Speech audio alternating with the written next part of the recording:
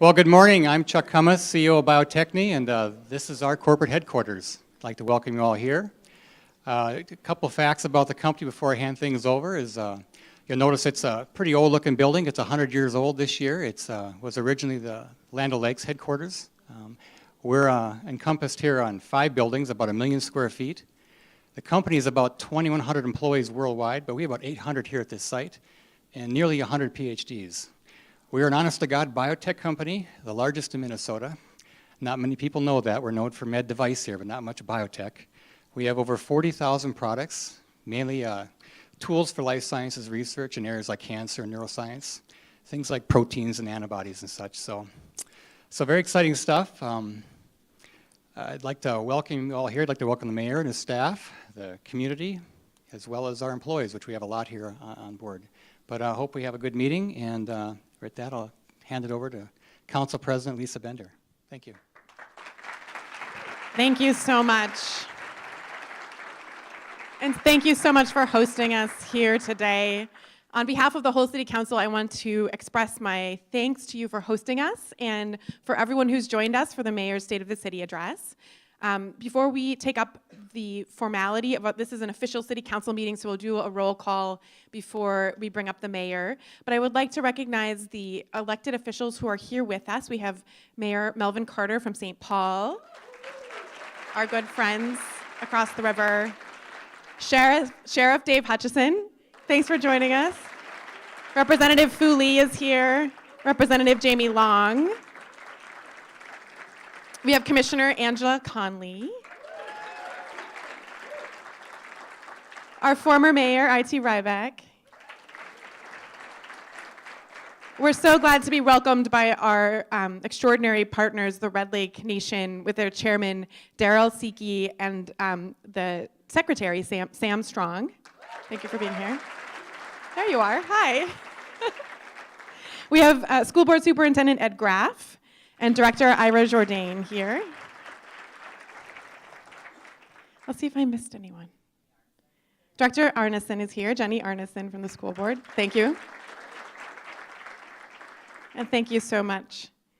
So we also have the most extraordinary team of department heads in the whole country. It's just true. We're always at risk of them being recruited away. So just thank them before you leave for all of their work. They are leading in the country in so many exciting ways, and we are so, so grateful for their work. For real, you have to thank them before you leave.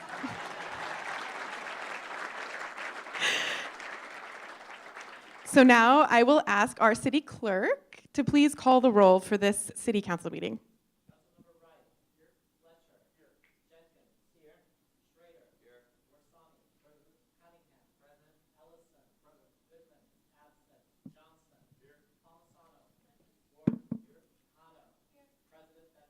Here.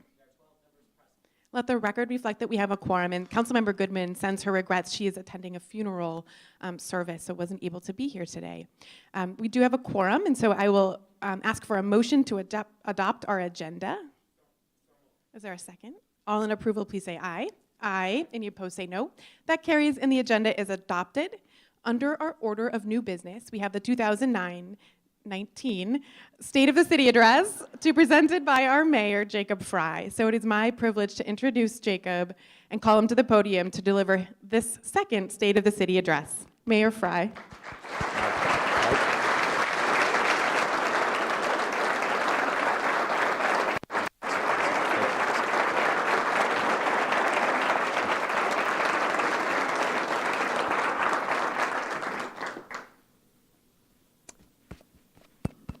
Check.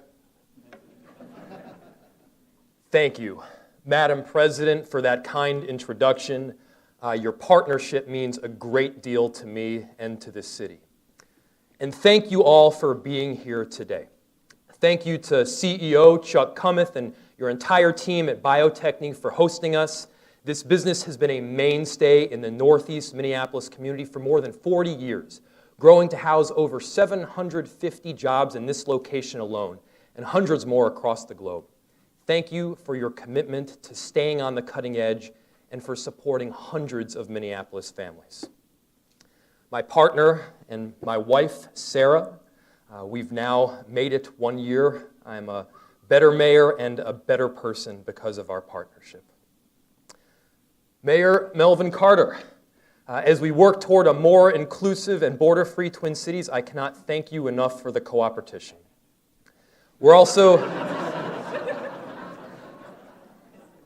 We are also joined by elected officials from Hennepin County, the state legislature, and the Park and School Board. I know you've already been acknowledged, but if you could please stand so that we could all recognize you.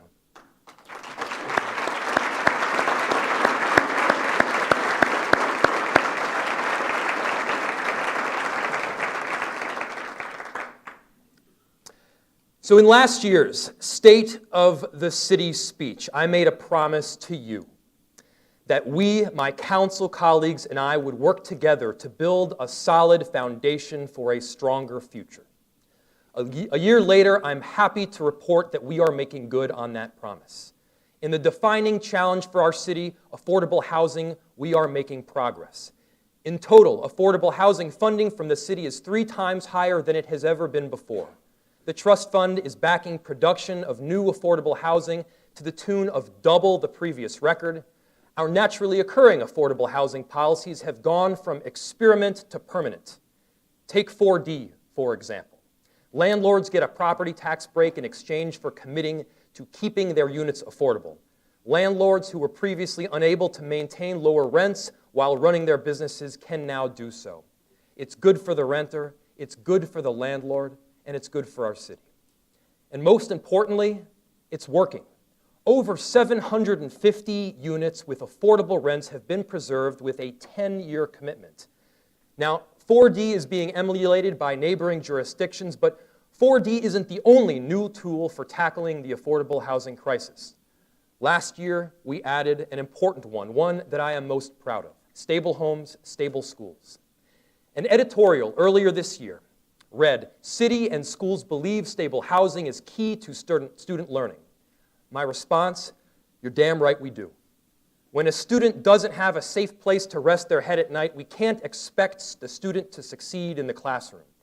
Housing is a right, and stable homes, stable schools codifies that right for many of our most vulnerable learners and families. Councilman Philippe Cunningham and I have worked closely on the program, and it is now officially up and running and serving Minneapolis families.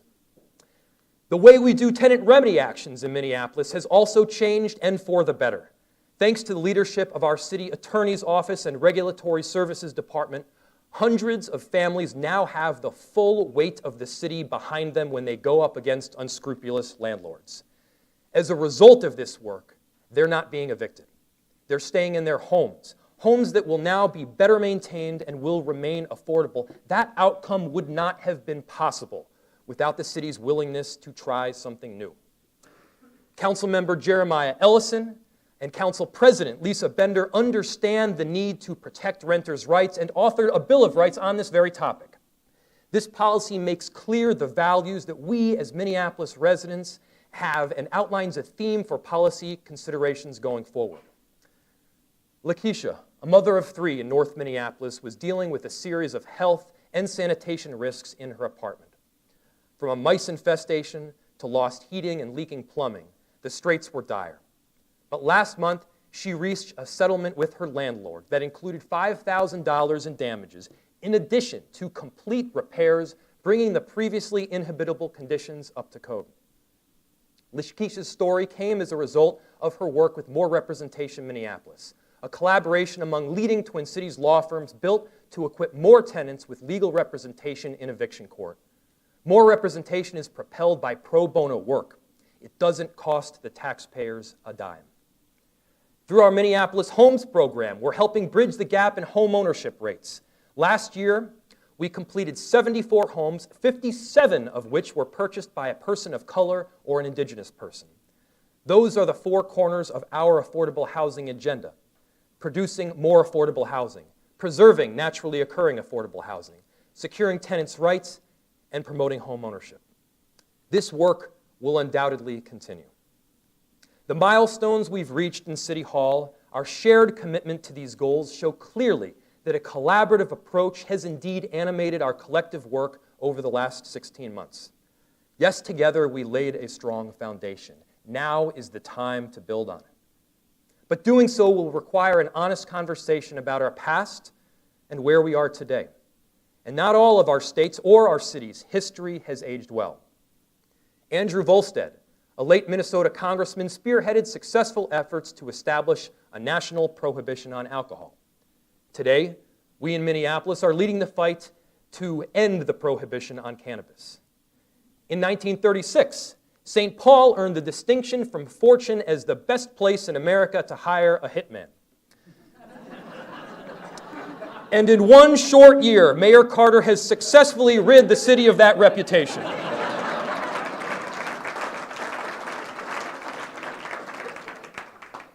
And in 1946, a high-profile journalist, after visiting our city, declared Minneapolis as the capital of anti-Semitism in the United States. Today, we continue to grapple with prejudice in many forms. The past is never far from the present. But back in the 19th century, there was one thing Minneapolis simply got right. Our official motto, yeah, we actually have one, was enshrined in 1878 and has stood the test of time. En avant, French for forward. Captures the spirit that will define 2019 in City Hall, and a fun fact, it is also Councilmember Steve Fletcher's email signature. There were challenges last year, but together we rose to meet them. There have been opportunities, and together we've worked to seize them. Forward has meant different things at different times, and the way we understand progress has changed dramatically since 1867, and that's a good thing. For Mayor Sharon Sales Belton, progress meant a revitalized riverfront. For Mayor R.T. Rybeck, who's here with us today, progress meant smoothing the transition from school to career and the creation of the Step Up program. For Mayor Betsy Hodges, progress meant supporting early childhood education. They were all correct. In 2019, the only way we move forward as a city is through inclusive policy and inclusive economic growth. Consider our recent successes that have placed Minneapolis in the upper echelon of cities for businesses big and small. Biotechny is a striking example. Over the last 5 years, they've added 100 jobs locally, and they're doing so with a commitment to diversifying their workforce. Just ask Councilmember Kevin Reich about the potential in this neighborhood. Mid-City Industrial is home to the third highest concentration of jobs outside of downtown Minneapolis and downtown St. Paul. Businesses here get the importance of solid infrastructure investment set to the highest universal design, and the city responded with the largest multimodal upgrade in a generation, demonstrating that safety, livability, and commerce should be a package deal. Downtown Minneapolis isn't letting up either. On a surface parking lot that has laid dormant for decades, we're about to break ground on the old Nicollet Hotel block, ushering in a new generation of commerce. We're growing, but our potential will forever be hamstrung if we don't make economic inclusion a priority. In the last 10 years, the number of women-owned businesses across the country surged by 58%. Firms owned by women of color during that same period of time grew by 163%. Businesses owned by Latinas and African American women grew even faster. Despite these growth rates, businesses owned by women of color lag all demographic groups in sales receipts and number of employees. What does that mean? It means that we have talent that is woefully underutilized. Through our first ever strategic and racial equity action plan, we've undergone the process of embedding racial equity and economic inclusion throughout the city. And we're going beyond just words. We're using metrics. We're setting tangible goals to reduce evictions among communities of color, eliminate the disproportionate impacts of violence in communities of color, and increase the number of businesses owned by people of color. When you set ambitious goals, you may fall short. But a fear of failure should be our fuel to get this right, because let's face it, the stakes are too high to back down, to shrink away, or to leave these issues for someone else to solve. And I want to put a finer point on this. Here's what I mean when I say economic inclusion. Economic inclusion is the implementation of specific solutions that undo the legacy of institutionalized exclusion of Black, Indigenous, people of color, and immigrants, and furthers the economic, social independence of these communities. In principle and in practice, this means that those communities are prioritized as the primary beneficiaries of and key partners in our decision-making process. Done right.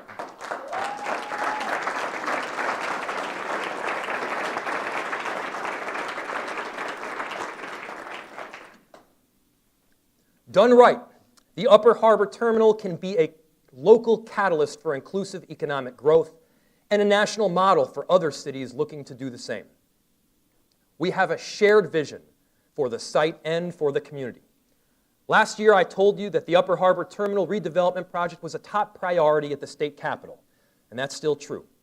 After our first phase of extensive public engagement, we're continuing to work and continuing to bring Northsiders together to imagine a new riverfront. We now have a concept plan for the site, and that's just the beginning of the shared work ahead.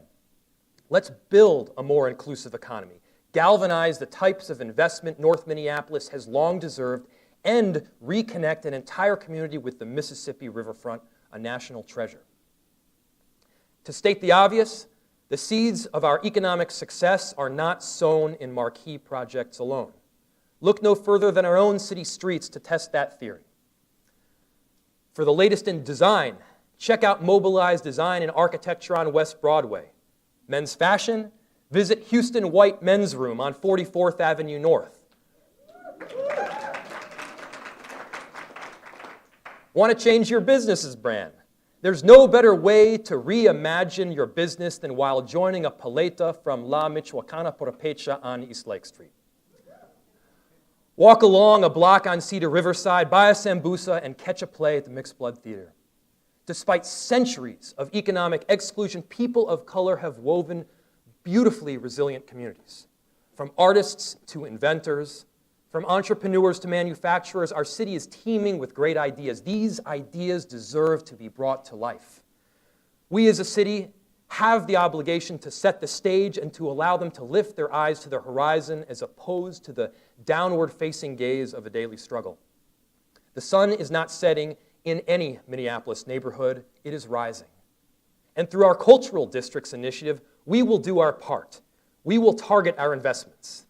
Councilmember Alondra Cano sees the potential on East Lake Street. She took me on a bicycle tour of local businesses and explained precisely where we can help as a city. Now, I've visited cultural districts repeatedly, and I repeatedly hear the same thing. They're not asking for massive subsidy, handouts, or even advice. What they're asking for are streets primed for entrepreneurial growth, better lighting, clean intersections free of trash and debris, facade assistance and loans for capital investments, safe and improved walkways, and yes, partnership in every sense of the word to unleash the potential that is bursting at the seams. One shopkeeper asked me to repaint the stoplights at the neighboring intersection a nice bright yellow. Through our active work with more than 30 community members and in partnership with Council Vice President Andrea Jenkins and Council members Alondra Cano, Jeremiah Ellison, and Abdi Warsami, we will be designating cultural districts in the months ahead. The same history of generational disinvestment from communities of color is also checkered with a legacy of redlining that has stripped wealth from these same communities. Many Minneapolis business owners are ready to hit their next growth stage, and we should help ensure that they have every opportunity to do so. Time and again, we see businesses hit financial walls on their way to opening. For business owners of color, the wall can often be impenetrable. Often, minor capital purchases become a major impediment. A simple mop basin, a legally required investment for any restaurant, can run an entrepreneur over $1,000. We can help address these gaps through our Commercial Property Development Fund, a 0% interest gap financing mechanism that requires repayment only once the building is sold. We can allow projects to start faster and grow with confidence with this new fund. From business leaders to nonprofits, from legacy institutions to government partners, we are calling on everyone to do their part to meet high expectations in building a more inclusive economy. We at City Hall should not be exempt from doing our part. Let's start with procurement. We are committed to spending more of our public dollars with minority-owned businesses. Last year, the city spent almost $50 million with diverse suppliers, and we will continue to push ourselves to do even better. Departments have been asked to report on their diverse spend through the city's performance management program, Results Minneapolis. This year, we've taken it even further. We're reviewing over 7,000 vendor records and incorporating those diverse spend metrics into our budget process. That's a lot of work. So thank you to our strategic partnerships, our budget team, and everyone that has been involved in making this possible. We are also expanding ways by which people from any background can benefit from doing business with the city. Last year, we launched a procurement portal that simplifies how businesses can be alerted to bid opportunities and allows them to easily submit their bids online and track their payment activity. We've also started using best value procurement as a means to expanding the bid criteria to include characteristics such as quality, past performance, and workforce and inclusion goals. By doing so, we're not only looking at price, we're considering the deeper value add to the city and the deeper value gain benefits not just our enterprise, but future generations. Speaking of future generations, Councilmember Andrew Johnson and his wife are expecting their first child in July.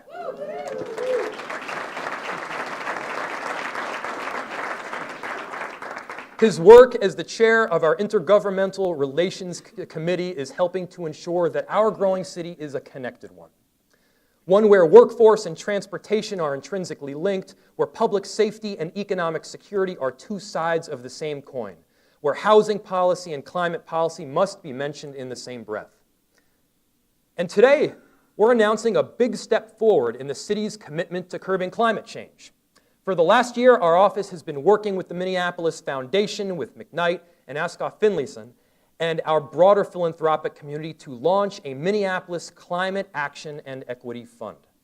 At no cost to the taxpayer, this new fund will invest with intent directly into Minneapolis communities to produce a demonstrable reduction in local greenhouse gas emissions.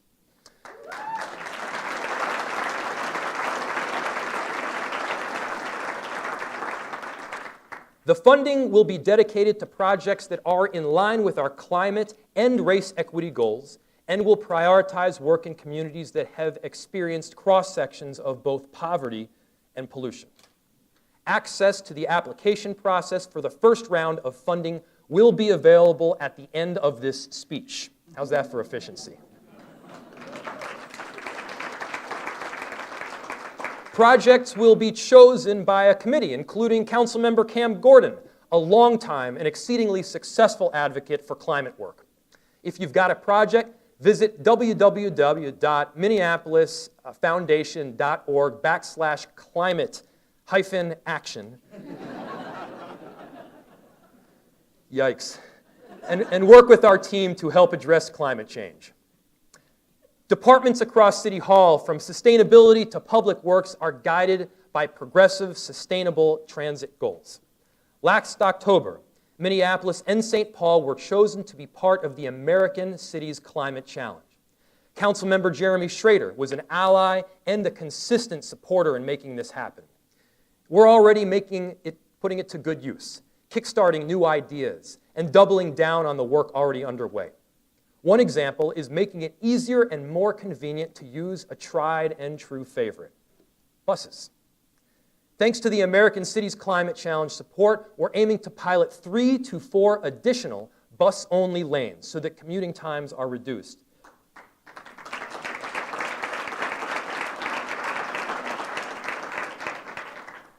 But commutes don't end at the bus stop. In fact, it's often that first and last mile to and from that is the most difficult. To tackle the first and last mile, we're supporting pilot mobility hubs, which build a diversity of transportation options right where we need them most. The President and his cabinet have made it clear that climate change, if they'll even admit it exists, is not their priority. At the local level, we don't have the luxury of ignoring science. We aren't driven by dogma or dollars. We're unapologetically committed to the public good. and there is no greater public good than the continued existence of the public itself.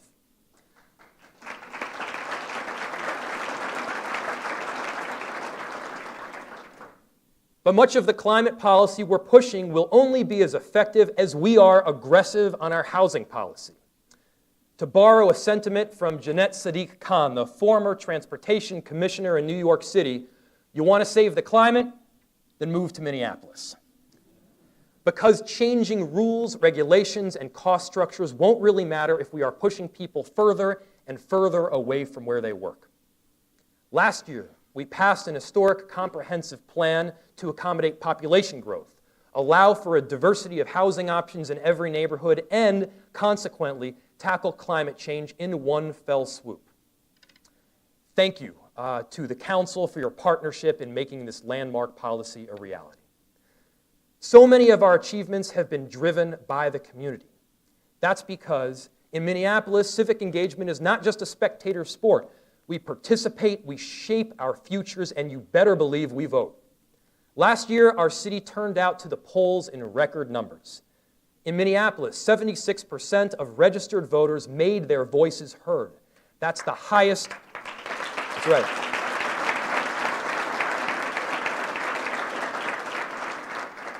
That's the highest midterm turnout in 16 years. Polling places, by the way, they don't magically pop up. Our city clerk and the voter services team prepare year-round to conduct elections with integrity and with excellence. We're just under 1 year out from an incredibly important count, the 2020 census.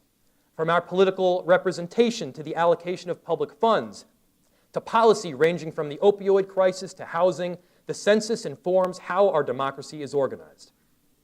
Thanks to the good work of our neighborhood community relations team and complete count committee, Minneapolis is organized and again poised to lead the state in making sure that we get the most accurate count possible in 2020. In addition to being fully counted, full representation also means being treated fairly at work and being paid the wage that you're promised. Already, more than 5,500 workers have benefited directly from labor standards investigations conducted by our Civil Rights Department. Upholding that most basic contract of employment, Council members Lene Palmisano and Steve Fletcher are forging ahead on a wage theft ordinance that will help us do even more for workers in our city. Some of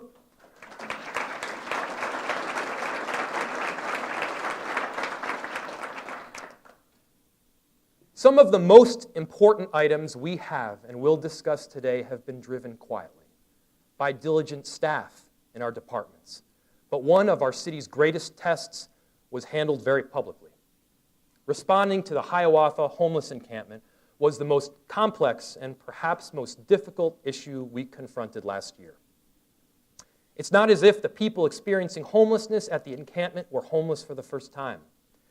As with most cities across the country, homelessness is an uncomfortable reality, invariably present throughout Minneapolis history. But it was the visibility of the encampment itself that prompted questions. Are we a city that will take action to end homelessness? And do we believe that housing should be a right for all? The answer to both is a resounding yes, perhaps signaling a new approach, an approach centered on a compassion and a respect of the dignity of every single human being. Moreover, and most importantly, an approach that was born out of sincere partnership. One that necessitated our Native community lead with people, with their people, and on their land. The Red Lake Nation stepped forward, helping with land and resources. It was that effort, combined with the city's significant investment, that led to a navigation center.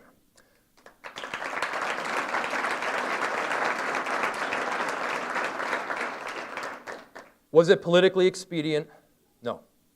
Was it the path of least resistance? No.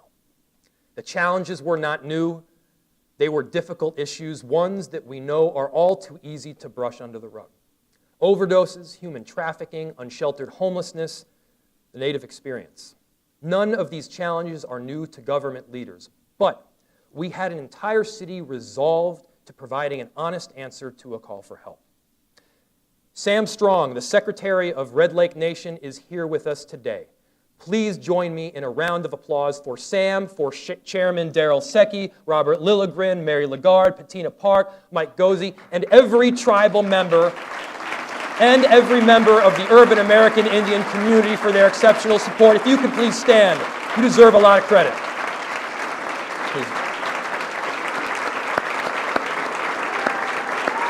Every member of our American Indian community.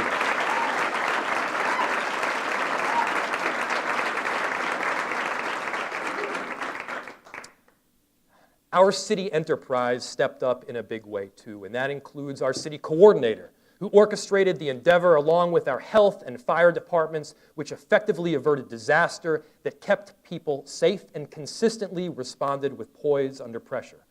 Thank you all.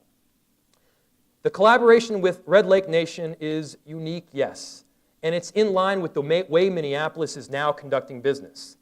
We're partnering with Hennepin County, pushing for the expansion of the D-line. With Council Vice President Andrea Jenkins' steady hand guiding us forward, I've got faith. She has been at every single D-line planning meeting with an unflinching position. Transit access for all is quite simply good policy. We're partnering with our state lawmakers to create the sort of inclusive regulatory and licensing frameworks needed to right past wrongs in our criminal justice system when we legalize cannabis. With the brilliant hand and leadership of and regulatory expertise of Councilmember Lisa Goodman, it's only a matter of time. Today we're working just as incessantly to partner with the private sector too. In exactly 1 month, some of our city's most remarkable businesses and buildings will give visitors free behind-the-scenes access during the first Doors Open Minneapolis. And this month, we rolled out Tech for Tomorrow, our inaugural Tech Month. Since 2015, the city has invested more than $2 million to provide scholarships and support for low-income Minneapolis residents to train in IT careers. That's an investment that has paid dividends in concrete ways. Thanks to those scholarships, over 1,300 people have been successfully placed in tech jobs, with more than 500 Twin Cities employers, including the city of Minneapolis. By the way, over 30% of those grads are women, and over 40% are people of color, all in an industry that has seen stunningly low representation in the same groups. And our tech sector is better for it. Minneapolis is home to nearly 5,000 tech business organizations, and the estimated direct contribution of our tech sector to the economy is $27.5 billion. We can continue making these jobs more accessible to all by bringing to bear city resources for support and city personnel for outreach. Already there have been 40 Tech for Tomorrow events in neighborhoods throughout our city. From coding to drone camp to financial technology courses, you can get connected in an amazing way. We've got our events running through the remainder of April, which are all available on the city's website. Our tech sector is growing, and so is the demand for African goods. We know that statewide, the market serving African products totals hundreds of millions of dollars. And we also know that Minneapolis is home to the largest Somali population in the United States. We should provide the proper space for our East African business community to meet that demand. For years now, Councilmember Abdi Warsame and I have talked about developing an African market. Now we're moving full speed ahead in doing it. We're narrowing in on a parcel, bringing key partners together, and preparing for an announcement in the next couple of months. Councilmember, thank you for your partnership. All right.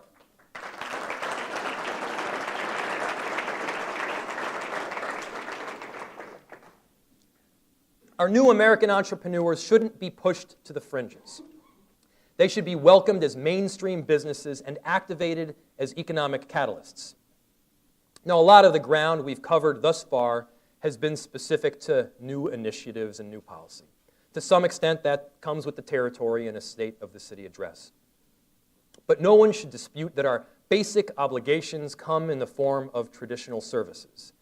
In Minneapolis, we're the government that doesn't shut down. If you call 911, you need a response in a timely fashion. If record amounts of snow falls in February, or in April apparently, we plow the streets. By the way, this winter, our Public Works Department has handled over 72 inches of snow. I think that deserves a round of applause.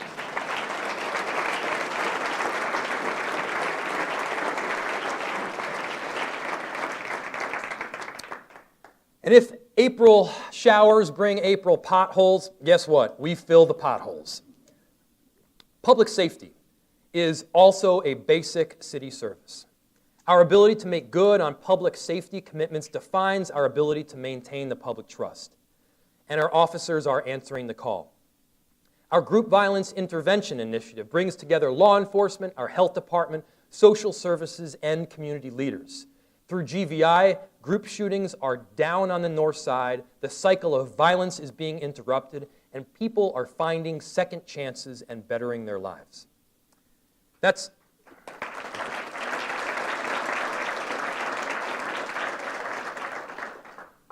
thanks in no small part to the department's discipline, sustained partnerships, and willingness to think beyond traditional policing. The program was built to serve 20 clients per year. In year one, we served 89. Thanks to a 2019 budget that included a twofold increase in support for GVI, we're working with the community to bring the initiative to South Minneapolis. With the leadership of our health department and in partnership with the MPD and City's Attorney's Office, we're pursuing further coordination through the Office of Violence Prevention. I've also talked to our Public Works team about a city service and environmental matter that's easy to take for granted, our water. There is no city service more basic, more essential than the promise that when you turn on the faucet, clean water comes out. While cities like Los Angeles grapple with drought and Flint with contamination, our plentiful supply allows for a model of protection, of sustainability, of efficiency. We're in the midst of a multi-year capital improvement project, making upgrades to our filter plant, which has faithfully served Minneapolis for over 90 years. Set to be completed in the next 2 to 3 years, the rehabilitated plant will leverage state-of-the-art granular activated carbon to secure our consistent supply for generations to come. Nothing like a granular activated carbon filtration system to keep you paying attention 20 minutes into a speech.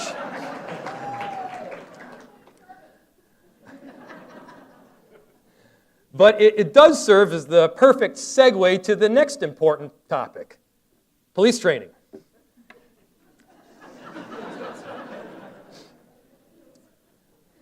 In 2019, you can get trained in on pretty much anything. Interested in fly fishing? There's a training. Sword swallowing? There's a training. Aspiring sushi chef? There's a training to make it happen. The same is true of policing. Our MPD is on the cutting edge in the trainings that they provide. Our implicit bias training has gained national recognition. There is no department in the state with higher standards when it comes to procedural justice training than ours. With leadership and guidance from Councilmember Lene Palmisano, we are incorporating wellness training for every officer to allow them to be their best versions of self.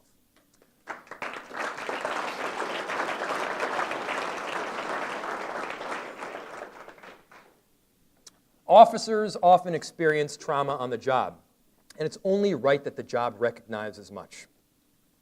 But there are external trainings that have no place in the vision and the culture shift outlined by our chief. Chief Madera Arredondo's police department rests on trust, accountability, and professional service, whereas fear-based, warrior-style trainings like Killology are in direct conflict with everything that our chief and I stand for in our police department.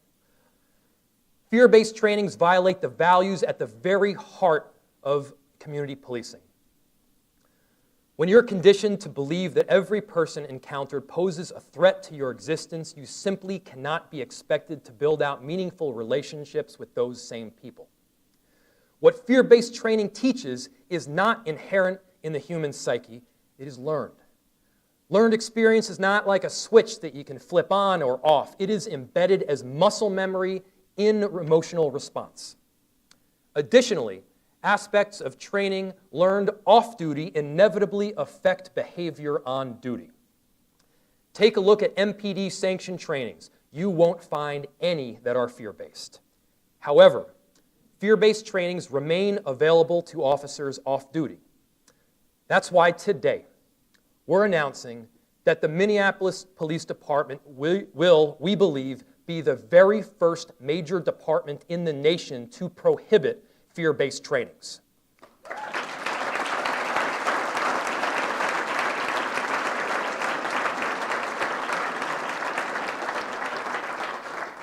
Attending or instructing at a training that relates to use of force will now require approval from our chief or his administration.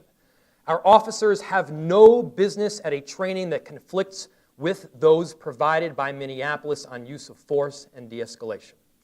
Effective today, we are cementing that conviction as policy. No longer will such trainings be available in any capacity to our Minneapolis Police Department. We have high standards in this city. In many respects, they're being met. In February 2018, compliance with our body camera policy hovered around 55%. Today, roughly 1 year after implementing a more precise policy with disciplinary measures, I'm proud to announce that we are at 93% for Q1 of 2019. 55% then, 93% now. Yes, that is progress. We're right to expect a lot from the men and women who serve in our police department. And they would be right to expect that elected officials provide the resources needed to further our stated mission of community policing. That means giving Chief Arredondo the resources he needs to do his job and to do it well. In 2009, when Barack Obama increased funding for community-oriented policing services, COPS program from $20 million to $1 billion, he did so with a call for higher standards. Since that injection, data has clearly shown that jurisdictions that used money to add officers saw a concurrent drop in crime, notably without an increase in arrests. This month, we announced a new victim-centered and trauma-informed policy designed to address shortcomings in sexual assault investigations. But the strength of this policy will be limited by our ability to implement it. Right now, with over 700 instances of rape reported annually and just 8 investigators tasked with working those cases on top of their other duties, that ability is very much limited. We can't maintain the status quo and expect better results. And officers' work suffers when they're overscheduled. Fatigue leads to bad decision-making. This is borne out by extensive research, and the data is clear. Understaffed police departments experience more complaints, and their officers are more likely to use force. For example, a 2017 audit of the King County Sheriff's Department in Washington State found that working a single hour of overtime led to a 2.7% increase in the odds that an officer would be involved in a use of force incident the following week. Public safety, police community relations, these are broad strokes that can be applied to any department. Something that is unique to Minneapolis is our leadership. In Madera Arredondo, we have a chief whose entire 30-year career has been rooted in procedural justice and defined by service before self. He has been asking elected officials for more resources so we can realize the vision of community policing in the MPD. As he has stated, simply running from 911 call to 911 call without the time to build out positive relationships is no way to achieve that vision. And I think we should listen to him. So let's have the debate. But let's have it in honest terms, using facts and research in our communities. They deserve as much. In a city, progress is never guaranteed. Minneapolis is no exception. Sometimes persistence and even skilled leadership miss the mark. Maybe timing, maybe luck derail the best intentions and the best plans. But in our city, we are collectively committed to being a place that maximizes the correlation between hard work and success. Sometimes that means direct and material support. Sometimes it takes a village. Just ask Malia Connolly. Village Financial Cooperative is breaking down barriers and surpassing expectations. In just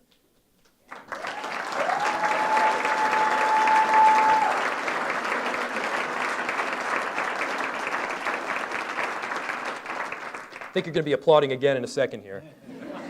In 2 short years, they have raised over $1 million in operating funds, collected 1,900 pledged members, and moved over $5 million in deposits to the North Side.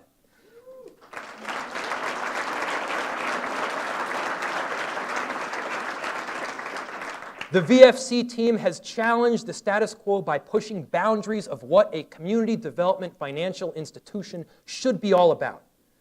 Village Financial, the only black-led credit union, NCDFI, in Minnesota, saw the shifting waves of financial technology as an opportunity for the community to create new financial systems instead of becoming vulnerable to them. In less than a year, Village has initiated, cultivated, and established a one-of-a-kind relationship with Square, Inc., a billion-dollar fintech company that is already changing the industry by using innovative tools to reach populations that have historically been left out.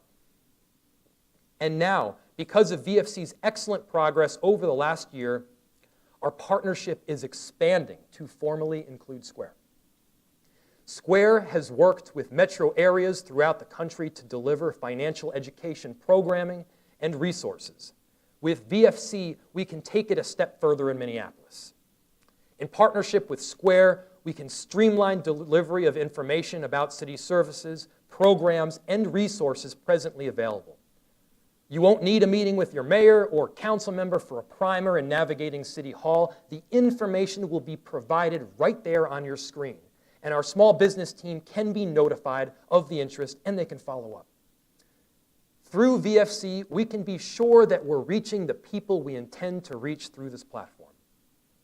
Our partnership will be guided by the core principle that financial institutions should help meet the needs of consumers in all segments of their communities, starting with those of the Black community and including Indigenous people, immigrants, and other people of color.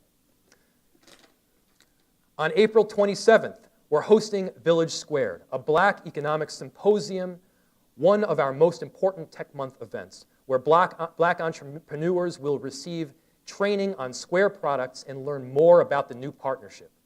If you can join, please do. I want to thank Square and VFC for their commitments to reinvesting in communities and for starting on the north side of Minneapolis.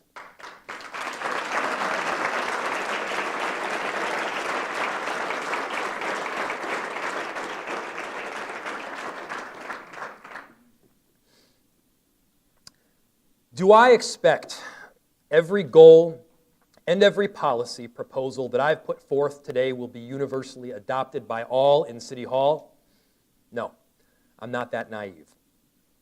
I'm also not cynical enough to lose sight of the reality that on about 95% of the work before us, we are united. Internally, a unified front of impassioned policymakers, directors, and city employees is a force. Externally, a coalition with community is unstoppable. But any effective union requires a sincerity of purpose and a steadfast commitment. We will not succumb to petty politics, and we will not deal in ornamental policy. In Minneapolis, our plot line doesn't require villains to make a point or to achieve progress. We don't need foils to bolster our arguments or a single protagonist to make our story. National politicians may claim they want to put out the fire of injustice, but they're pointing out blame with one hand while fanning the flames with the other. That's not us. That's not our narrative. It is not our politics. It is not our motto.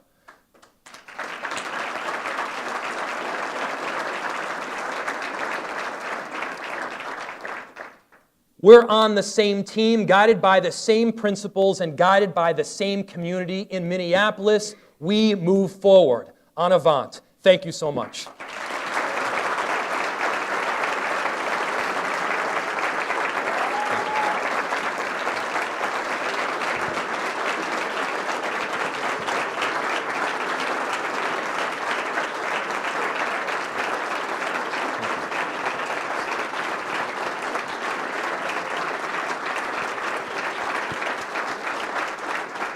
Mayor, we always appreciate your leadership and your partnership so much.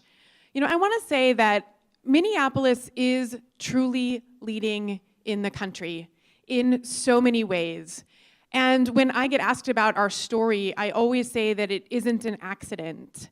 It is the work of our incredible community of leaders and my colleagues on the Minneapolis City Council. And I really want to lift up the leadership of Council Vice President Andrea Jenkins.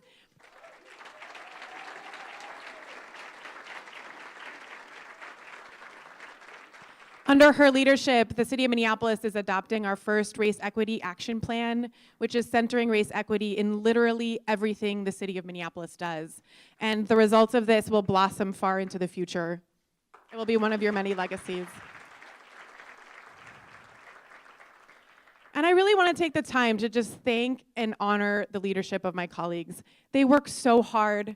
They come to work every day. We deal with everything from potholes and businesses opening their doors to raising the minimum wage and taking on racial exclusion in housing. And it is because of this team. And that is Councilmember Kevin Reich, Councilmember Cam Gordon, Councilmember Steve Fletcher, Councilmember Philippe Cunningham, Jeremiah Ellison, Abdi Warsami, Lisa Goodman, Alondra Cano, then there's me, Jeremy Schrader, Andrew Johnson, and Lene Palmisano. Thank you so much. It's truly an honor to serve with all of you.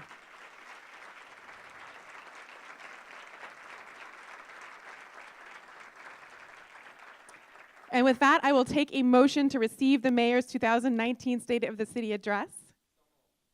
All in approval, please say aye. Aye. Any opposed? That carries, and the Mayor's address has been received and filed. With that, we've concluded our business for today. May I have a motion to adjourn our City Council meeting? All in approval, please say aye. Aye. Any opposed, say no. That carries, and we are adjourned. Thank you again so much, and thank you, Mayor Frey.